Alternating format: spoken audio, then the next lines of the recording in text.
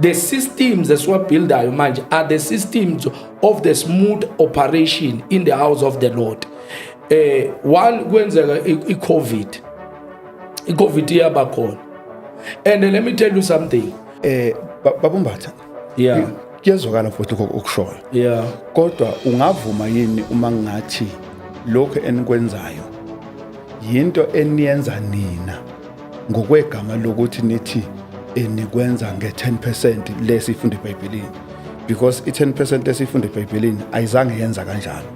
You see, one of the most important thing, course, that is very important. I-SG Media iwethulela inkonzo enkulu ebizwa ngenkonzo kamoya ngomhla ka-2 May 2026 indawo eThekwini eMkhumbane, uMkhumbane Community Hall ngo-10 ekseni. kanti isikhulumi lezi Bishop SP Ndlovu, Bishop PR Chiliza. Prophet K Mthetho. For more info 0788 417 844 noma 071 772 0166. Ungakhohlwa ukuthi kumenya bonke abantu abadinga umthandazo, abantu abadinga uNkulunkulu kuleya ndawo. Outpouring of the Holy Spirit. lena inkonzo kamoya.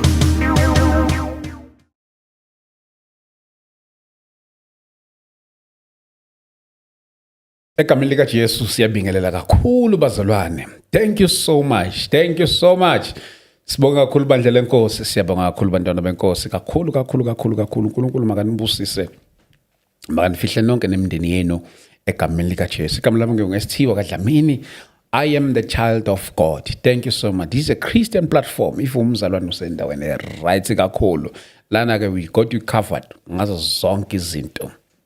Sonke ihloko ezizokukhulisa enkosini, ezizokukhuthaza uyofunda iBhayibheli, ezizokukhuthaza ukuthi uyohamba uyohlanganyela ku local church yakho, ezizokukhuthaza njalo nje uhlanganyele ngazo zonke indlela la ukhonza khona. So siyabonga kakhulu bazalwane egameni lika Jesu Kristu waseNazaretha. Sibonga uNkulunkulu kakhulu. But before we start, let me just start ngokucela enkosini and then singene esihlokweni sethu sanamhlanje. Namhlanje ngifisa ke sikhulume ngetithe, ngesizulu okuthiwa okweshumi. Angazi ke ngezinye language kuthiwani, kodwa ke yizo lezo kweshumi ngotithe. Khona umfowethu sayisafika naye la wathi ngesiGreek kuthiwa imaza. So sokhuluma ngazo zonke lezi zinto lezo ke egameni lika Jesu. Baba kwethu oyingcwele siyabonga uNkulunkulu wethu oyingcwele egameni lika Jesu Kristu waseNazaretha. Ngiyathandaza nangu yambukele osekhaya usibukele njengamanje. uNkulunkulu oyingcwele, Baba wethu oyingcwele, ngiyathandaza umvula ingqondo yakhe egameni lika Jesu Kristu waseNazaretha. Ngiyathandaza moya weqiniso uNkulunkulu wethu namandla ngegama lika Jesu ukumupha lo yamqondo wokunderstanda izwi lakho egameni lika Jesu Kristu waseNazaretha. Baba wethu oyingcwele siyabonga uNkulunkulu wethu namandla, vela ke ngendlela ovela ngayo nakulezi ingxoxo esizenza lapha kule ndawo ngegama lika Jesu Kristu waseNazaretha. Amen. Amen. Ayibonge inkosi bafundisi bami.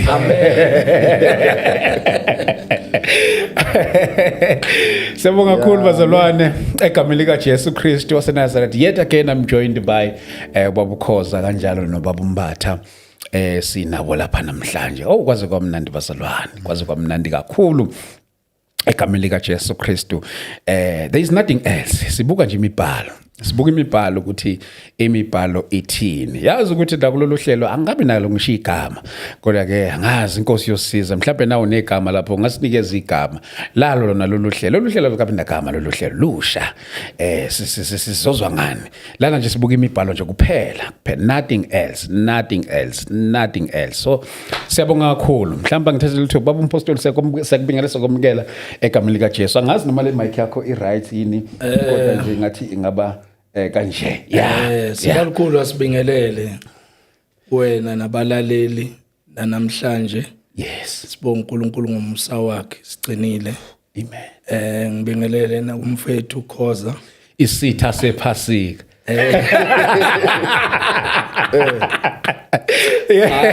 Asingayibeki ngaleyo ndlela. Siyabingelela mfethu kuwena Khoza. Sibingelele egameni lika Jesu as well. And thank you so much for this wonderful engagement that shows also maturity and mutual respect. Amen. Yeah. Wow, Baba Khoza, siyabingelela. Thank you so much. Ndoda kaNkulunkulu. Amen. Siyabonga kakhulu mfowethu. Sibonga nje ithuba. Odama usipha lona lokuthi sixoxeni. Iqiniso ke lingukuthi uma sixoxa sihlose ukuba siveze lokhu ngempela okuyiqiniso likaNkulunkulu. Siyathemba ukuthi nakuba ababukeli abasemakhaya nabo banawo umqondo wokulalela. Ngingakhuluma engikukhulumayo bekuzwe mhlawumbe ukuthi ku right, mhlawumbe futhi bengakuzwa ukuthi ku right. Ekugcineni nje kosuku into esifisayo ukuthi sidlulise lokho esikuqondayo ukuthi kushiwo iBhayibheli noma kushiwo amazwi kaNkulunkulu. Ngibonge ke nakumfowethu uMthiya esinayo. Ungathini kulaba, I think sokela kudala uma izinto ezifana nama-engagement ey'hloko ey'thile within the Christian community, abanye baye bakholwa ukuthi hayi nje akumele size si-debate ngeBhayibheli njalo njalo, engathi into eqalayo into endala kudala abanye even phesheya, even overseas, nokubuka sekimkhohliwe lo mlungu lona from a reformed movement kanjalo namanye ama-movement, lento yokusuke kukhulunywa nje about iBhayibheli kusuke kukhona thothi mhlawumbe hayi akumele, mhlawumbe ngathini labantu abanye basuke besho beyibuka ngalelo selelo. Nokuba ngingeke ngibabukele phansi, yebo, kodwa ngingasho ngithi mhlambe abazange bahlola kahle imbhalo, because nangokwembhalo ikhona into enjalo. Mawufunda nje incwadi yezenzo 17 siyathola uPawulu ukuthi wangena esinagogeni waphendulana namaJuda ngendaba kaKristu. And then ke baningi nje abazalwane nesinabo ke nje ke esibabuka nako mabona kude eminyakeni emide yadlula bewenza ama debate. Nami bakhona abanye even nami mhlawumbe uthothi nje ngisondelene nabo uthothi abayizwa kahle indaba yokuthi kukhulunywe ngalendlela esikhuluma ngayo. Yes. Bafile ngathi mhlambe isenza izwi kaNkulunkulu into yokuphikisana, yabo. Kodwa iqiniso akusikhona ukuthi kukhona i-podcast ebesikade sikhuluma kuyo nayo mfowethu. Okay. Eveza ipoint elibalekile lokuthi into ebalekile ukuveza uKristu. Yeah. Kungenzeka ngibe nento engiqondayo mhlambe nomunye umuntu ayiqondayo, kodwa mayezwa umfowethu echaza ngendlela achaza ngayo, ezwe ukuthi nokuba ngiqonda ngalendlela uKhoza achaza ngayo, kodwa ngiyezwa ukuthi nanti iqiniso la likhona. Kanjalo nakuye mfowethu, kanjalo nakimi.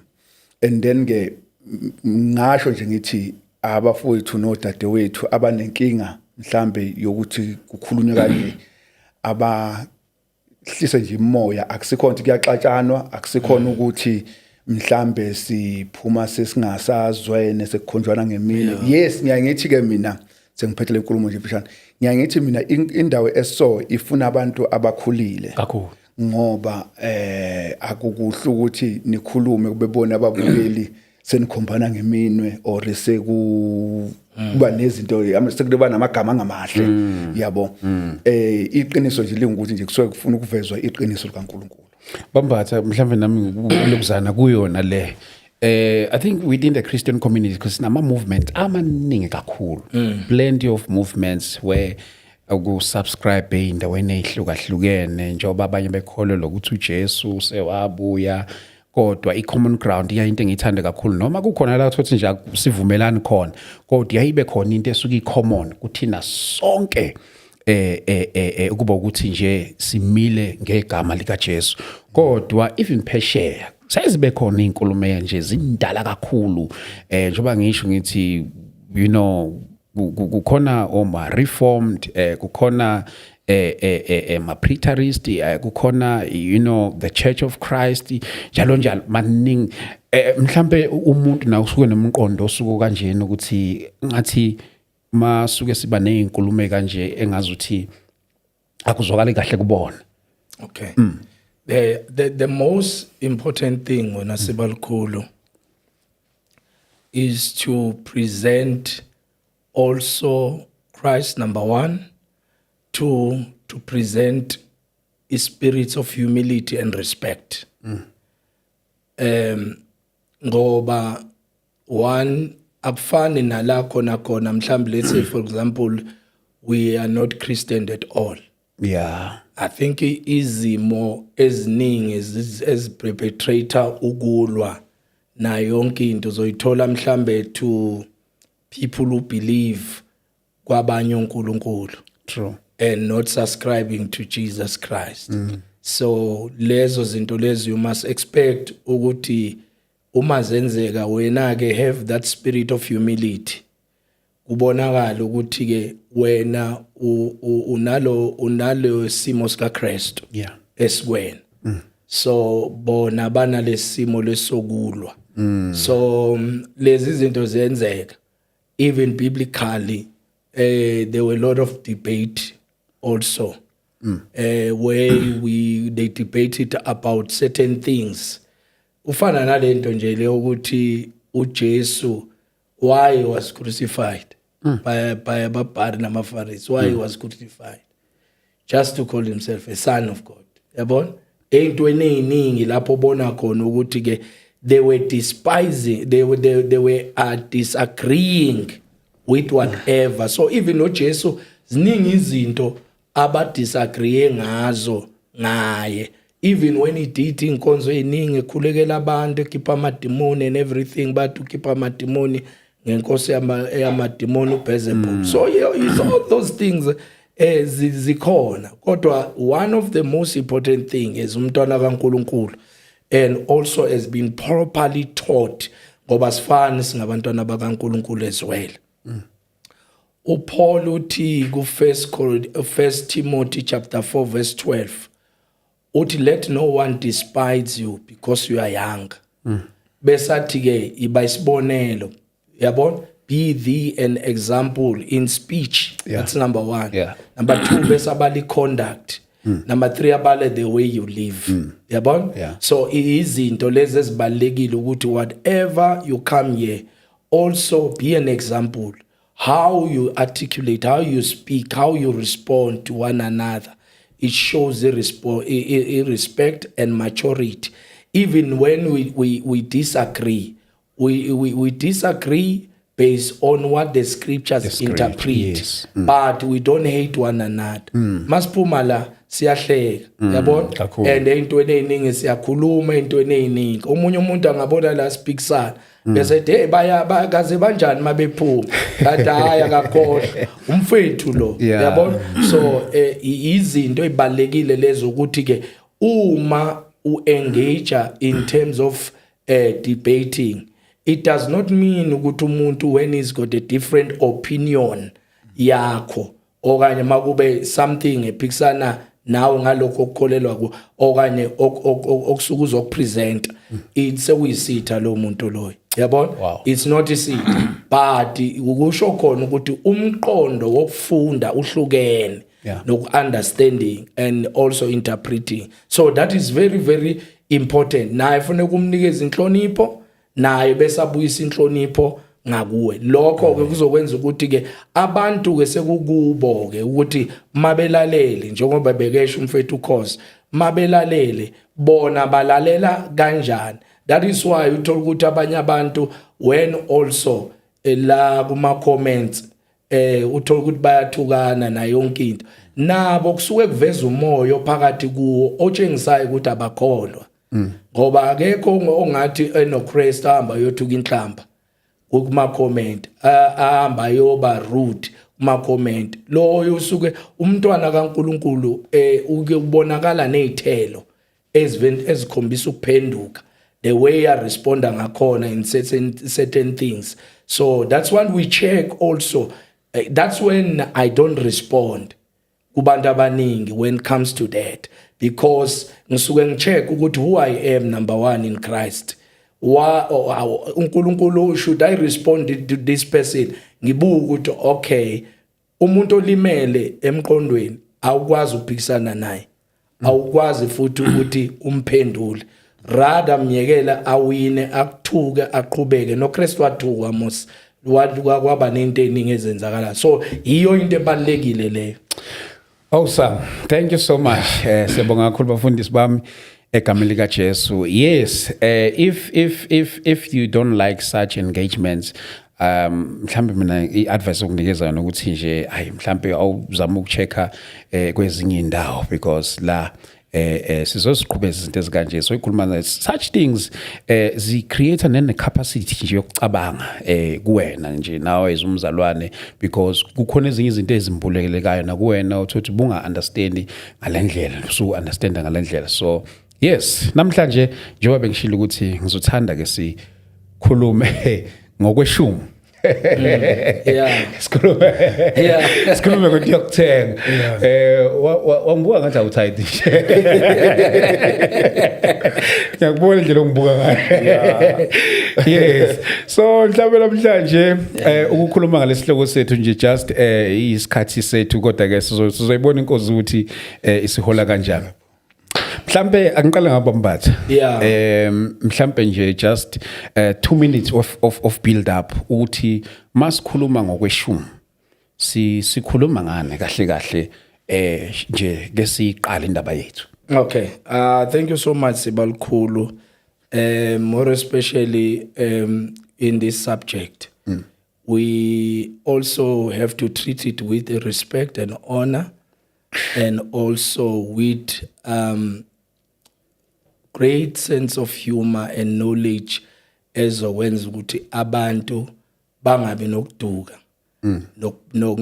nokwenza anything. I've heard in several times most of people when they mabefika kule nkonzo le yokweshumi bathi uJesu never quoted where lapho uJesu akhulume khona ngokweshumi in the New Testament. I think yiyo futhi enye into le elimazayo ukuthi uma ufunda iscripture C1 it's a problem, bese uyas analyze, you go and establish a doctrine yokuphikisana na yonke into, kanti awufundanga ku New Testament ngoba it's an embarrassment on its own to say there is no way in the New Testament where Jesus has spoken about 10%. It's an embarrassment. Okay. Baba Khoza. Yebo mfowethu. Mfowethu, uma sikhuluma ngokweshumi nje mhlambe ayinikeze leli thuba nawe for an open up nje. Okay. Okweshumi noma i10%. Iyinto ngokweBhayibheli ekhona. Okay. Ebonakalayo ikhathi eziningana. Kodwa ukubonakala kwayo kuyinto ecacile nje ukuthi lithini iBhayibheli ngayo. Engikholwa ukuthi uma ulandela lokho kusho iBhayibheli ufika kwisiphetho esithi namhlanje umuntu angayinikela i10% ngokuyithandela. Okay. Ake ngenze isibonelo ngithi mhlambe ngihola 1000. I10% 100 rand. Bese ngithi yazi ngifuna ukuthi njalo emanzi nginikele. Okay ke ngizonikela malini? I know angivele ngikhiphe 10% yale mali. Uyinqumele yena eyedwa la akhona noma la ahlala khona noma kuleso space asuke kuso ngaleso sikhathi leso. Kodwa akusiyo into engathi njengami nje wangumshumayeli nje ngingama phambili kubazalwane ngithi bazalwane fanele sinikele i10%. Kanjalo ngikubona kungasesiyo lento efundiswa iBhayibheli. Yes, uma umzalwane ezenzela ngokukhetha kwakhe ukuthi emandleni engibusiseke ngawo ngizowa vivinya nge10%. ukuthi ngikhiphe lokho engikhiphayo ukuthi nginikele. Okay ke kulungile kanjalo. Kodwa not ukuthi kube umyalo kwesikhathi ke ngibona kwezinye indawo uthothi kuze kube nane-envelope. Yes. Kube ne-envelope ukuthi uthathe 10% uyifake envelopini bese ubhala igama lakho ukuthi Dumisani Khoza and then ke 100 rand. Kusho ukuthi lozo ivula ama 200 uyaqonda ukuthi okay ukhoza kusho ukuthi uthola 1000 rand. Abanye futhi bathi I know kumele Khoza siqale sithole ukuthi leli 1000 rand olitholayo alisweli ngadonswanga ningathi zothanga lutho nikulo. Mangabe kungukuthi kahle athi wena uhola mhlambe 1300 bese kuthi ke imali edonswayo boma UIF bani mase kusala 1000 no kumele uqale kuleya ukeep 10% ufake la envelopini kanjalo angivumelani nalokho. Okay. Yeah. Bambaze i-tithe kahle njengoba eseyiqalile ubabukhoza ngendlela eseyivule ngayo. Ngabe iyinto ephoqelekile na kuyikholo? Tithe it's when you understand the scripture. And umforced umuntu tithe, but you teach the scripture, and that ngiyathanda lamazwi athi ikhona. Ngoba Mawari was going to say ayikho. Okay. And then now, but again, what is the scripture saying about tithe? Because when we follow what the scripture says, ngiyathanda lamazwi lawo, what the scripture says about tithe. Not our opinion on the scripture to say ngokuthanda komuntu. Umuntu sekuya nge-understanding and being taught about the tithe.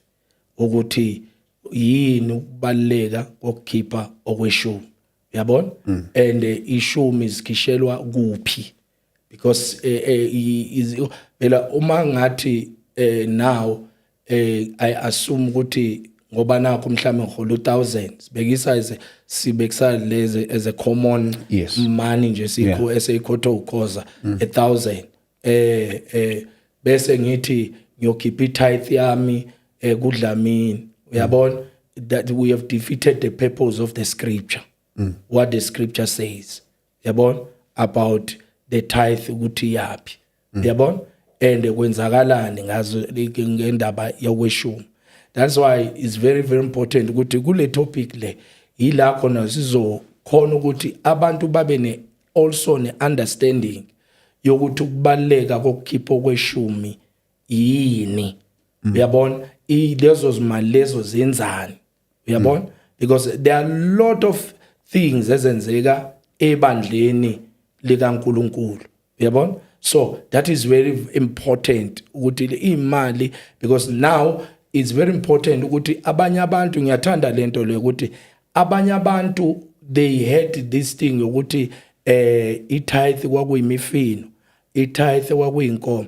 Mina ngithi mina ke letha lezo inkomo endlini kaNkulunkulu yabona athi omunye litape iBhayibheli encwadini kaMalaki kuze kube nokudla yabona ngenisano kweshumi. Okay, sofunda all those scriptures but naloko ukuthi ke ukuthi abantu abaningi esikhathini samanje bayiphika vele itithe but the tithe is not there.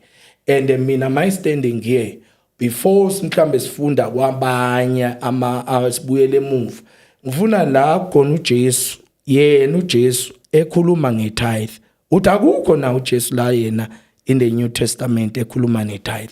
That's my because I've heard a lot of people denying and misquoting the word ukuthi uJesu akaze akhuluma ngendaba yetithe. So in Matthew chapter 23 verse 23 I want to read that one. Qale lapho. Okay. Yabo then bese sobuyela ke sibuyele emuva ke sikhote la amanye ama scriptures. Yabo but that is very important. Yavuma lokho ukuthi no we must not force people. Because awukwazi ukuphoqela umuntu ungakamfundisi. Umuntu uyamfundisa. In anything we are violating a principle masenza kanjalo.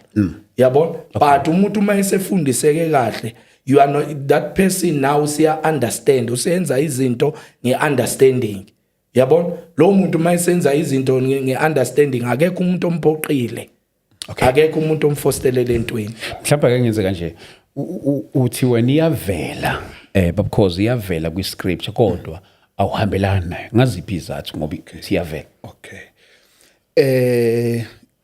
iyavela noma iyatholakala ngokombhalo and then bese ke izathu ezingenza ukuthi ngisho kanje yingoba uma ubuka ngokweBhayibheli indlela eyayilethwa ngayo nangendlela okwakwenziwa ngayo emayisilethiwe sibona into ehlukile namhlanje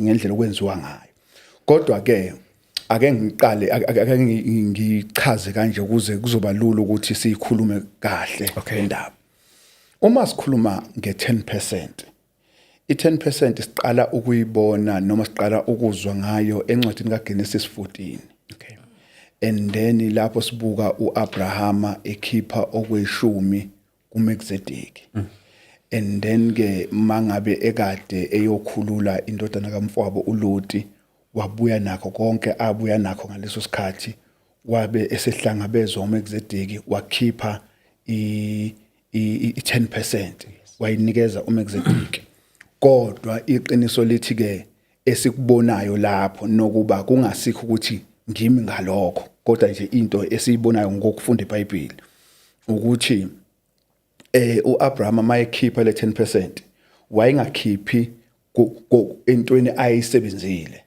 wayekhipha entweni abuye nayo la ayikade eyokhulula khona uLoti wanikeza uMelkizedeki number 2 siyibone kuGenesis 28 verse number 23 lapho sibona uJakobe umzukulu kaAbraham ethembisa ukuthi njengoba eyale ma uNkulunkulu emenze kahle wahamba naye kwenzeka konke ngendlela afisa ukuthi kwenzeke ngakhona uyobuya kule ndawo le ayikade ephuphe kuyo bona ingelosi zikaNkulunkulu zehla zenyuka uyobuya anikele kuyo ngokweshumi and then ke bese sedlula lapho sesiyibona ke manje isikhulunywa emthethweni noma isikhulunywa kuMose ngamaLevi mawubheka incwadi kaLeviticus chapter 18 verse number 25 to 27 kodwa noma uyifunda yonke incwadi kaLeviticus incwadi kaNumeri 18 verse number 24 kuya ku26 kanjalo noma ungayifunda nje yonke ke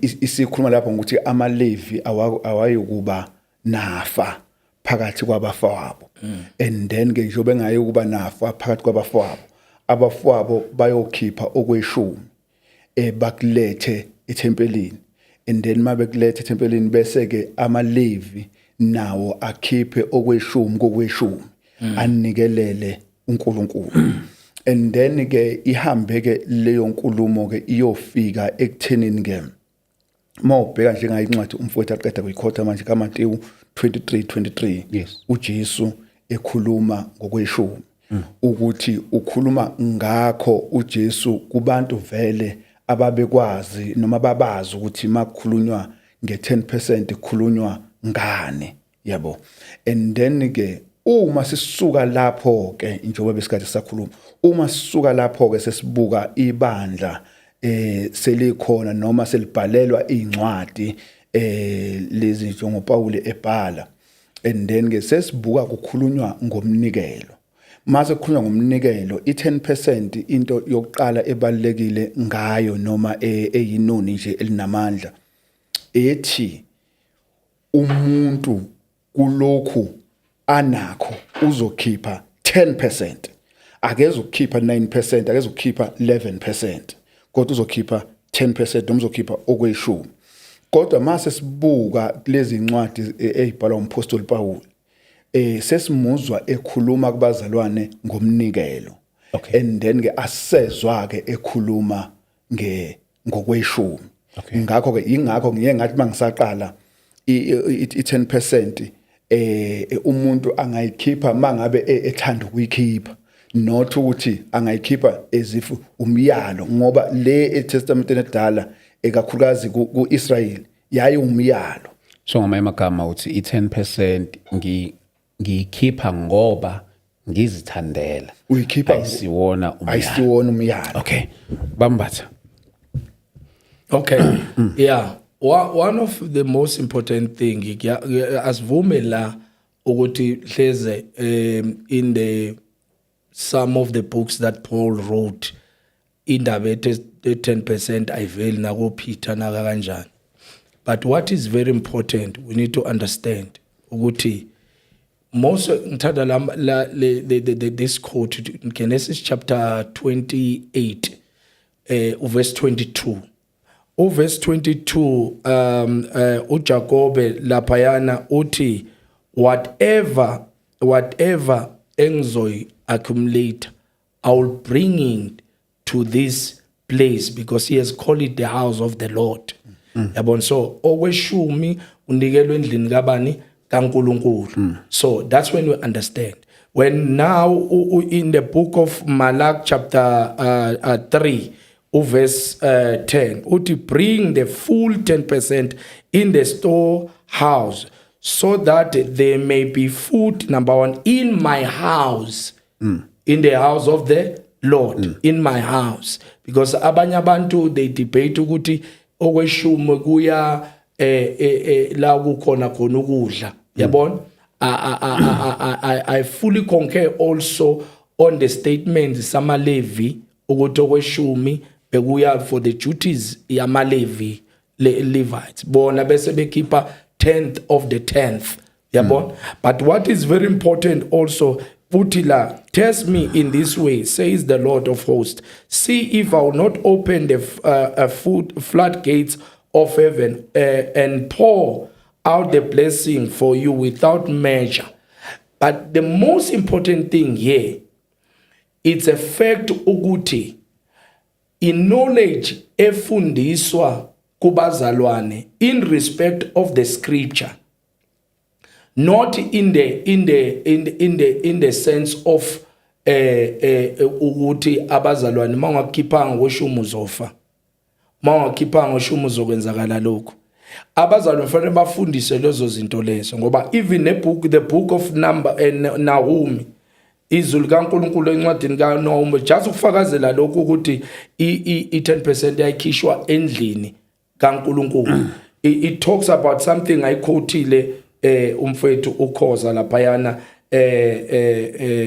Nahum chapter 10 verse 38 uthi a priest of Aaronic descent must accompany the Levites when they collect the 10th, and the Levites must take a 10th of this offering to the storeroom of the treasure in the house of the Lord. So it is very, very important ukuthi ke okweshumi, even though kwakuya to the Levites, but kwakungena endlini kabani kaNkulunkulu, akuyi kwezinye izindawo.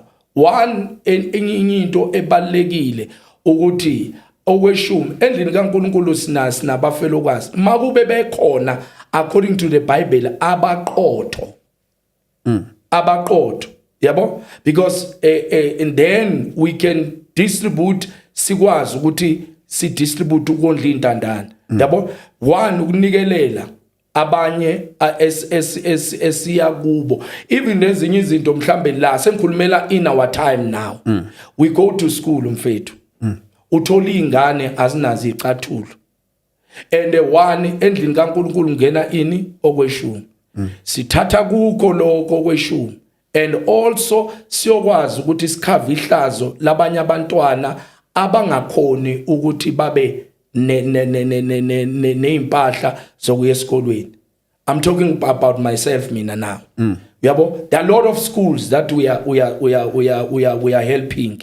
Where mangifike esikoleni ngiyoshumayela, angiveli ngifike esikoleni ngijabulisa ukuthi umntwana ngimamisela uJesu ngiyabheka bese ngiyakubo t-shirt ngithi mina t-shirt ngicela ukuthi noma 5 they can attest this thing, they will tell you even ngale middle lanes. I do that. It's a practice that I'm doing. And esilekelwa yini yilabazalwane laba benza njani abangenisa ukushumi kuphi endlini kaNkulunkulu. So then now we buy shoes for abantwana. And also it has helped also because we need to take accountability of everything esenza endlini kaNkulunkulu. The systems esiwabuildayo manje are the systems of the smooth operation in the house of the Lord. One kwenzeka i-COVID iyaba khona. And let me tell you something. Nge-COVID we manage also to feed the community.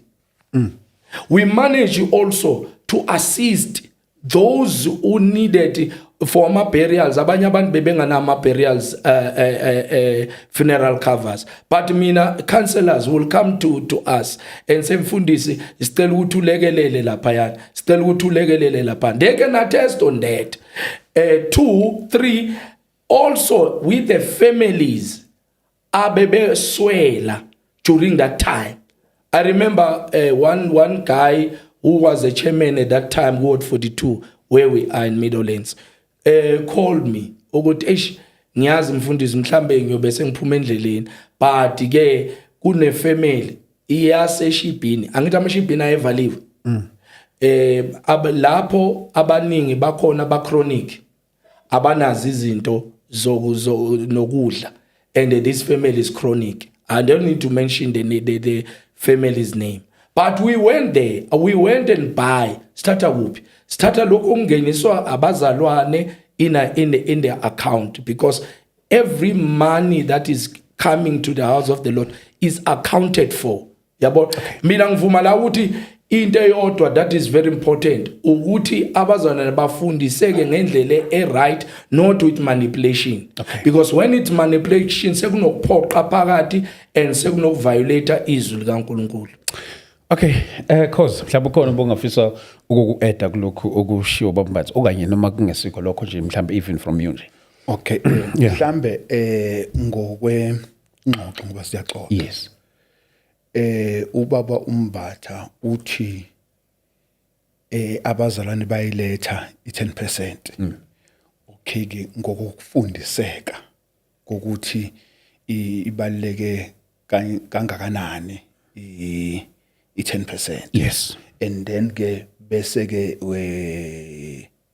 ukhotha ke indaba yokuthi njengasey'koleni ukuthi makunabantwana abaswele makunabantu mhlambe or ku-community futhi nakhona abaswele njengoba kwakwenzeka ngesikhathi sama-COVID sasibona izinto ezazenzeka uthi-ke bese kuthathwa kuyo le 10%. Mhlambe ubaba uMbatha angakangisize la ekuthenini mabeyiletha laba bayiletha kuphi bese kuba ubani othathayo ayothengela abantu kule 10%.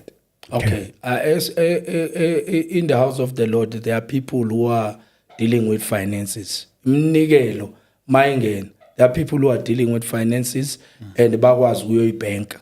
I-church, it needs to be accountable. And it is registered as an institution. So it is very important. It's a reporter also to the SARS and also it's a reporter to Baibizan Gambele. Because we've got an NPO, social development. So with social development, we also send ama lokunja of every money engenile ebandleni. So there's accountability. So into yodwa sekuhluke sekuhlangene nemnikelo phakathi bank to the church bank. So now imali noma ngabe ngena kweshumi bali envelope. Yes, ezinye ziza ngenvelope ziyathathwa lezi lokhunja zivulwe bese leyo mali leyo ya accounta bese yobhenkwa bese kwenzele ukuthi kube khona uma kuneyidinga ebandleni. Number 1, ebandleni kunama instrument, ebandleni kunento eziningi ebandleni kuyalungisa siyaqasha, yabona, sibhadala irent. Kunabantu futhi kwakhona ebandleni abanye abangafundi efanele sibasize beside ngaphandle. So there's a church account. It's a system that we have built Tina. That is why ngithe mina in our times Tina sibuilda ini ama systems accountability. Okay, mhlawumbe nginikeze yes. Yeah. babumbatha Yeah.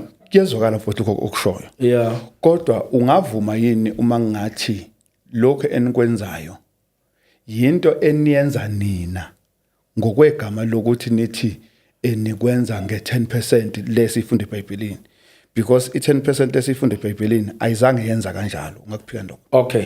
One, ite one enye into futhi isiye makhuluma ngokuthi so that they be look Mark chapter 3 verse 10 uthi bring all the full 10% in my storehouse so that they may be food in my house. Right now is indlela also to have food in my house. So now umuntu mayeswele endlini kaNkulunkulu, can't we buy grocer for that person? That's not food. Yes. It's a food in the house of the Lord. But now the different ukuthi akulethwanga imfino leyayilethwa eqaleni, akulethwanga izitshalo lezazilethwa eqaleni endlini kaNkulunkulu ezasensimini. Okay. Ngifuna Mbatha ungizwisise kahle. Yeah, no. Lithi elami kwi Old Testament Yeah. makhuluma nge10%.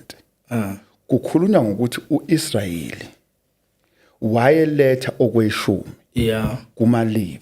Yeah. Bese amaLevi ekhipha okweshumi kokweshumi. Yeah. Kusho ukuthi konke lokho okunye sekungukwawo. Yeah. Akuzange kwabo kwesizwe. Yeah. Nina kodwa nithi lokho kweshumi nikwenza okwesizwe. Yeah, yabona ke okweshumi uma yes it's true in day one that is very very important cause one kunabantu also endlini kaNkulunkulu abayisebenzi. Yeah, who are doing umsebenzi wasethempelini. So also part of that's why I'm saying we have built systems of currently because of accountability esiyenzayo. So njoba ngisho ngithi mina uma let's say for example umzalwane elambile endlini kaNkulunkulu izophuma ikuphi imali yokumnikeza ukudla singenayo. Ngicabanga izinto eshiwo ukhoza ithi mnakho kweshumi. Yeah. Mhlambe kulenyanga kube 100,000. Yeah. Lo 100,000 niyawuthatha wonke uhambo yemphakathini laba kulezo idingo. I think mhlawumbe ngisimplify kahle question yakho. No. That's what ngibala nabasebandleni isebenzi. and nakhona bazalwane funeka siqaphele lokho. Not everyone who tithe in the house of the Lord. Kuba ilezo idingo lekuba ilabo nalabo abatithe with understanding. So into ebalekile after ukutitha kwabo labo angithi kuyacheck njoba engibuzile ukuthi obani abaqoqa lezo zinto lezi ngiyasho ukuthi mina we've got systems that we have built in place. Kuba nabantu abaqoqa imali and account for imali and sign behambe bayo ebank for what? For accountability. Sazi ukuthi isonto kungene malini ngoba leyo nto leyo uSARS wayifuna ngeke simdoje. 2 ilokhunja la senze NPO status sethu iyafuna khona social development every phela konyaka la khona start accountability ufanele sihambe siyokwenza njani siyosho ukuthi kungene malini siyosho ukuthi this is how we are have done izinto ama project esiwenzile ebandleni imapha ama project sisiza abantu kuyawangena imali ya distributwa iye kuphi ngoba angithi siphila la emthethweni wala eSouth Africa. So not all the money will go there but kuya ngezidingo ezikhona ngaleso sikhathi leso. Yeah, cause ngingakunikeza before ngizodlulela phambili. Yeah. Ngifuna ukuthi ngiyamuzwa babumbatha ngendlela achaza ngayo. Yes. Ingakho ngithe mina indlela kusho ukuthi nje bona abenza ngayo. Engahambelani nalokho kusho iBhayibheli. Ngoba number 1 ngokweBhayibheli i10% ayikaze yamixwa nomnikelo.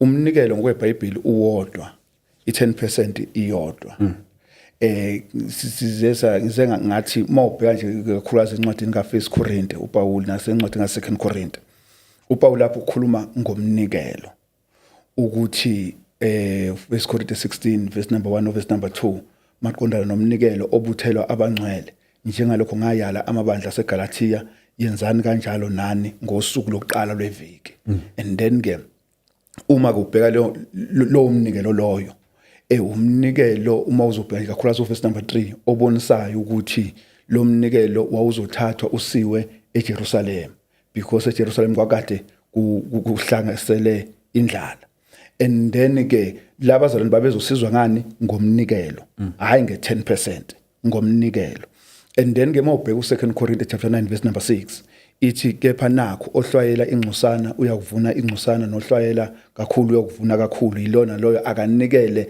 njengalokho azikhethele khona enhlizweni yini leyo umnikelo and then ke mangabe behlanganisa umnikelo ne10% akusiyo lento esho iBhayibheli number 2 masikhuluma ngokusiza abazalwane bazosizwa ngemali yomnikelo and then mawubheka nje uFirst Corinthians chapter 9 uPaul lapho ukhuluma ngezisebenzi zikaNkuluNkulu akhothe indaba yaseTestamenteni elidala ukuthi uNkulunkulu wathi ungayifaki isimfonyo inkabi ebhulayo athi ke wakusho lokho ngenxa yeinkabi na noma wakusho ngenxa yethu na ukuthi kumele ukuthi abamemezela ivangeli baphile ngevangeli bazophila ngevangeli ngani ngemali yomnikelo and then ke mhlambe sizobuye siyithinte or mhlambe soyithinta ngaso ukuthi akukho scriptural ukuthatha imali yomnikelo yosiza abantu abangakholwa yeah you see one of the most important thing cause that is very important umbuzo ozothi ke wena according to you befanele uma Levites those who are working only in the house of the Lord not everyone omunye oswele nasebandleni is what you are saying ukuthi mfowethu what I'm saying ukuthi wena the analogy now obujobulo oyichazayo wena okweshumi bekufanele kuye kuma Levites ekhiphe Levite in our old our time now usibekise ukuthi abapriest abasebenza endlini kaNkuluNkulu phela angithi according ngokwencwadi kaSecond Timothy ngokwencwadi kaSecond Peter chapter 2 verse number 9 ithi kepha nina niubupriest bobukhosi isizwe esingcwele abantu ababizweyo ngokweBhayibheli ngiqonda ukuthi mina abapriest namhlanje umuntu wonke oshunyayiziwe wakholwa wabhabhadiswa akekho umuntu ospecial ongathi mina ngumpriest abanye abasibo sonke ngoba senzani sisebenza endlini kaNkuluNkulu eyini eyibala ngithi ngifuna ukuya lapho vele ethenini ukuthi ubani ofanelekile ukwamukela kweshumi one of the most important things is why ngimbuza ukuthi yena according to yena ifanele kuba priest kuphela lo kusiza abanye abantu abaswelayo it's not scriptural buka ke angibuye la the most important thing that is very very important ukuthi esikhathini esiphila kuso siphila nabantu who are differently coming from different background and ukuswela kwethu akufani so I'm not violating the scripture when I'm generous ngiyenza generosity kubantu because kusuke kunesidingo and two when I give also to the people who are in need those children are my children as well. I explained one time, I think I was here, I don't know which episode, ukuthi I was reversing emonto. When mang reversa ngemonto, ngibona lo mntwana uyagijima uyovala igate. Uyabona? And liyanetha izulu. Umntwana nje untombazana omncane uyovala igate mayevala igate kimi kufika ugcoka amaphaqaphaqa apink the uniform blue nama stripes ayellow yabona but now uyabona ukuthi aziki icathulo phansi kuyanetha izulu kungikhumbuzani mina kungikhumbuza ukuthi uNkulunkulu mina ungisusephi and wangisiza kanjani uNkulunkulu so lo mntwana loyana ufuneke ukuthi ngimsize one of into ebalekile ukuthi I took that child ngathi mina nana ngene emontweni yabo after uqeda uvalidate ngathi ngene emontweni drove the child to the school mangifika esikolweni ngathi ngicela abazali balomntwana I wish abazali banomntwana balalele this podcast baka attest lokho give I'll buy this child uniform I'll buy this child also icathulo yabona I went and buy it before even I consult my wife I went and buy it it's an act of generosity also to assist in terms of those who are in need because the truth of the matter ukuthi if let's say for example now kungena okweshumi sizokudistribute kwabonke labantu laba bangenayo ngoba upriest yithi sonke yabo what happened to a believer engatithe what happened to a believer engatithe yona ngithi izobizibonela yona ukuthi violate iprinciple makube violate iprinciple uma inayo lo understanding umuntu mina I believe one thing ukuthi umuntu uyafundiswa aqonde imibhalo then mayiqonda imibhalo uma econtesta against that lo muntu loyo ayikho into azo understanda kuleyo ndawo leyo it's very important ukuthi lo muntu loyo akatholi indawo la khona azofita understand khona not ngoba exoshwa not ngoba ephoqelelwa but kwenzela ukuthi angahlukumezeki yabona ngithi maningi amasonto ukhona isonto right now elikhonza ngeSaturday umuntu mayengafika ebandleni athi thina ngabe ngomthetho sifunda sikhonza ngeSaturday izomhlukumeza lento ngoba thina sikhonza Sunday yabo kungcono maye yakuphi la khona azofithisha khona adhiye kulento le azobe ayilokhusha but mina ngithanda into eyodwa ukuthi ke one of izinto is very important ukuthi sigcine mina mhlambe kuleli verse ukuthi i-tithe is there. Okay. Yabona into ebalekile lezi there is no scripture in the Bible in the New Testament ethi asatithe mina ngimelapha ukuthi uma ube ikhona ethi asatithe then ke besothi ukutitha kwethu siphoqelela abantu ngento engekho biblical but uma ingekho iscripture lithi we tithe no more bonke laba bathi uma endlini kaNkulunkulu ukukholeka ishumi otsotsi lapho it's a lack of understanding and also it shows the level and also yokungalifundi izwi likaNkulunkulu and do justice uzama ukuplease abantu mina I'm not here to please people I'm here to present the word of the Lord.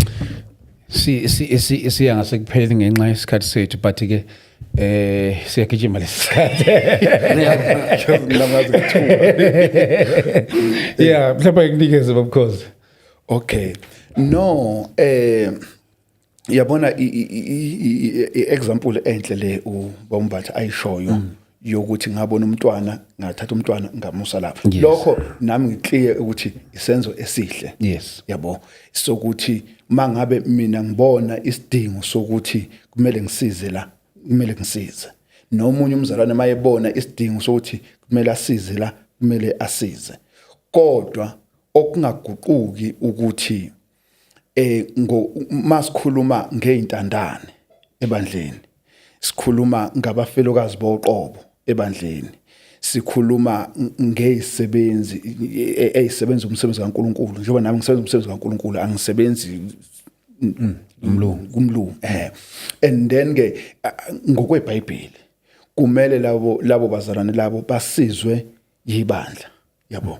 ibandla kumele libasize bese kuba yikho ukuthi kuthenga uphorishi ke libhadara amanzi libhadara ugesi yonke lento yenziwe ngemali yebandla evela emnikelweni.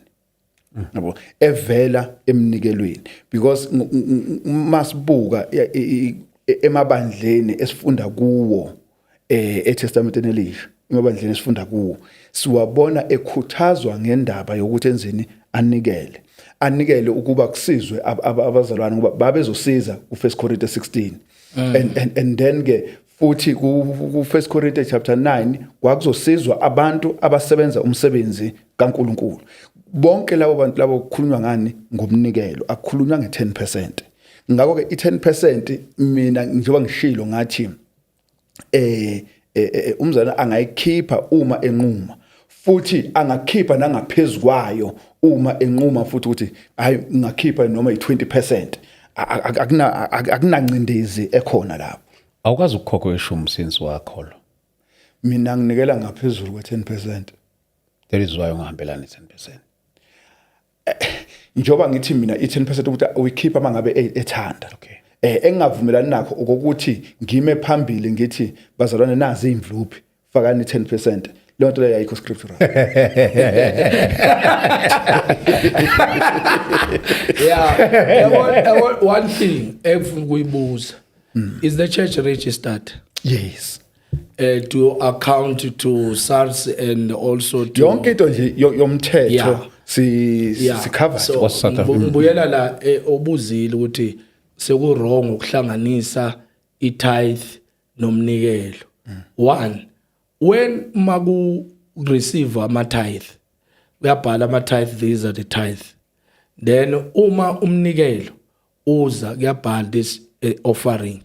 So now yonke lo mali efanele kuyephi ebank, imali yahlangana ebank, whether siyathanda noma uthanda ukuthi i-tithe eyomnikelo kodwa iyakusalayo iyakuphi ebank.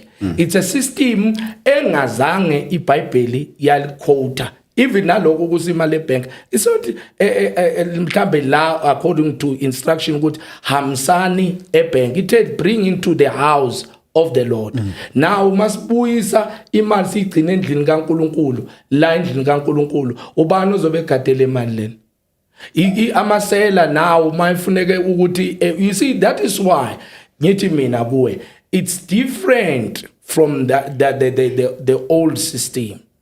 In the old system abantu baningi babeletha also nokwasengadini ababekutholile, yabona, engadini bakulethe endlini kaNkuluNkulu so that there may be enough food, yabona. So but now here in our time we are talking about in terms of money. Yabona kule scripture lesu uJesu mayikhuluma nabaFarisi ku 23:23. Listen what he says. He says, whatever sorrow awaits you, teachers of religious law and Pharisees, hypocrites, for you are careful to tithe even the tiniest income of your herbs, gardens, but you ignore the more important aspect of the law, justice, mercy, and faith. Would you ignore that?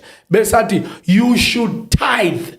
uJesu lokhuluma kanjalo uthi you should tithe, yes, bese kuba nekhoma athi but do not neglect the more important things. Which are the more important things? Le ayibalile justice, mercy, and faith. Okay. Yabo? Yeah, hey, manje isikhathi sethu siyabale. Mhlawumbe ngivele ngenze kanje because kuyaphoqa kakhulu ukuthi siwenze part 2 lesi sihloko. Usenze i-continuation yaso. Mhlawumbe akunikeze leli thuba nje ukuthi ukwazi ukugoqa ngendlela ogoqa ngayo. Okay.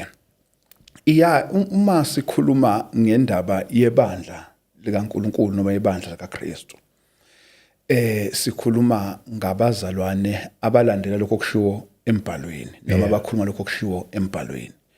And then ke indaba yokusiza, ngoba iqiniso lithi imali ayiyi kuNkulunkulu, kodwa imali iza kithi isize idingo esibhekene nazo la ekuphileni. Kungabe izidingo zesakhiwo esikhonzela kuso, kungabe izidingo zabazalwane abathize abadinga ukusizwa nama instrument. chama uyafla kuzobuya noba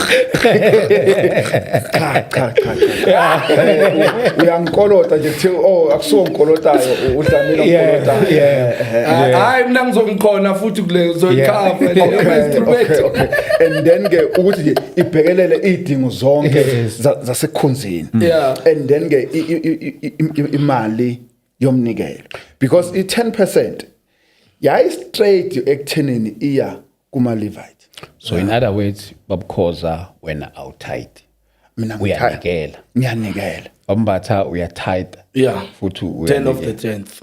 Tithe of mina ngiyatithe ngiyanikela even uyabona letashini even beyond 10%. Okay. I give even more. Yebo? Yeah, I give even more.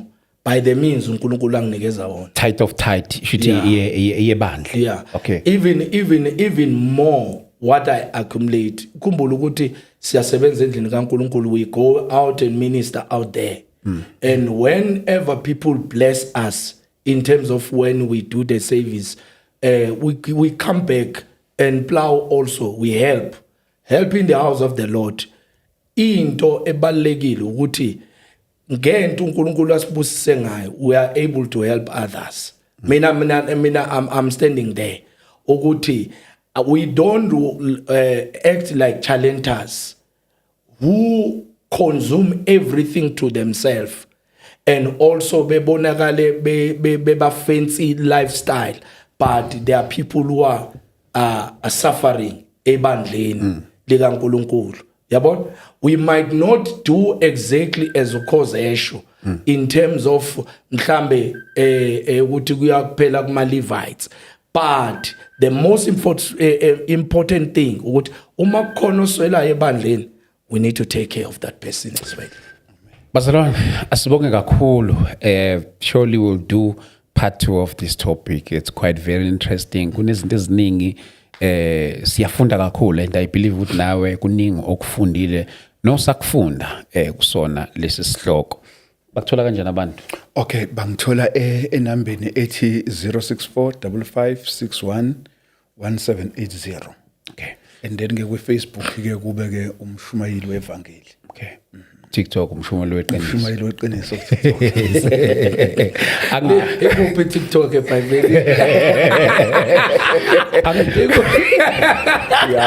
Angilenzi leli phuthu lokuthi mangisuke ngine guest la ningawashiya ama details wayo, because siyasenzela ukuthi wonke umuntu unomuntu unamuntu ukuthi makukhulume yena kuyena khona into eyenzakalayo. So angifuni ukuba udonga ebantwini, ubantu kumele baxhumane naye. Bambatha bakuthola kanjani? 083 773 8544 and Facebook Pastor M Mbata, and also Facebook page it's Faith Temple of Fire Center, also on TikTok Faith Temple of Fire Center. That's when they can get me. Siyabonga kakhulu bafundisi, hayi sisazoyenza siyabonga kakhulu bazalwane. Sithele ithuba sibonge kakhulu egameni lika Jesu Kristu. Sibone lapha eThekwini eMkhumbane ngomhla ka2 May, sobe silapha neMkhumbane eDurban kungase Richview. Sibonane khona. Amen. iSG Media ikwethulela inkonzo enkulu ebizwa ngenkonzo kamoya ngomhla ka2 May 2026 indawo eThekwini eMkhumbane, uMkhumbane Community Hall ngo10 ekseni. kanti isikhulumi lezi Bishop SP Ndlovu, Bishop PR Chiliza, Prophet K Mthetho. for more info 0788417844 noma 071-772-0166. Ungakhohlwa ukuthi kumenya bonke abantu abadinga umthandazo, abantu abadinga uNkulunkulu kuleya ndawo. Outpouring of the Holy Spirit. lena inkonzo kamoya.